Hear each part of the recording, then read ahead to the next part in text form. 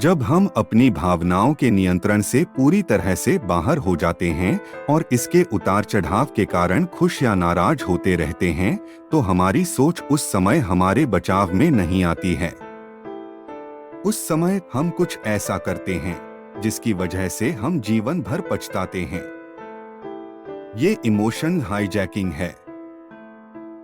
Emotion hijacking एक मानसिक स्थिति है जिसमें व्यक्ति की भावनाएं उसके विवेक और निर्णय क्षमता को प्रभावित करती हैं, जिससे उसका व्यवहार असंयमित और आत्मिक तौर पर नियंत्रित नहीं रहता है।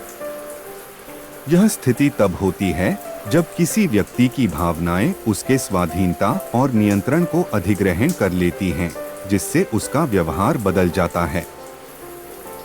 इसका एक उदाहरण है जब किसी को किसी स्थिति या घटना के कारण गुस्सा आता है और वह बिना सोचे समझे क्रियाएं करने लगता है जो उसके विचार और निर्णयों को प्रभावित करता है। इसमें व्यक्ति को अपनी भावनाओं को संभालने में कठिनाई होती है और वह अपने स्वयं को नियंत्रित करने में असमर्थ महसूस कर सकता है। इस स्थिति का सामना करने के लिए व्यक्ति को अपनी भावनाओं को समझने, उन्हें स्वीकार करने और सकारात्मक रूप से उनका सामना करने की क्षमता विकसित करने की आवश्यकता होती है।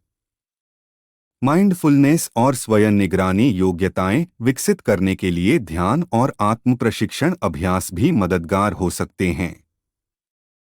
ऐसी स्थिति में इससे डील करने में कुछ तरीके आपके आ सकते हैं। खूब का इमोशन हाईजैकिंग से डील करना एक महत्वपूर्ण कौशल है जो आपको अपने जीवन में सफलता और संतुलन की दिशा में मदद कर सकता है।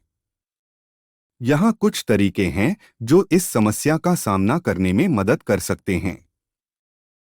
स्वयं जागरूकता, अपनी भावनाओं और उनके कारणों को समझना महत्वपूर्ण है। जब आप अपने भावनाओं को समझते हैं तो आप उन्हें नियंत्रित करने के लिए बेहतर तैयार होते हैं। संतुलित जीवन शैली, सही आहार, नियमित व्यायाम और पर्याप्त आराम से संतुलित जीवन शैली बनाए रखना महत्वपूर्ण है। यह आपको तनाव से बचाने में मदद कर सकता है। सोशल सपोर्ट, अपने आसपास के लोगों से बातचीत करना और उनसे सहारा प्राप्त करना भी आपको आत्मसमर्थन प्रदान कर सकता है। मनोयोग्यता या माइंडफुलनेस, योग और ध्यान जैसी प्रैक्टिसेस के माध्यम से माइंडफुलनेस विकसित करना आपको अपने विचारों को नियंत्रित करने में मदद कर सकता है। सकारात्मक सोच अपनाना भी बहुत महत्वपूर्ण है।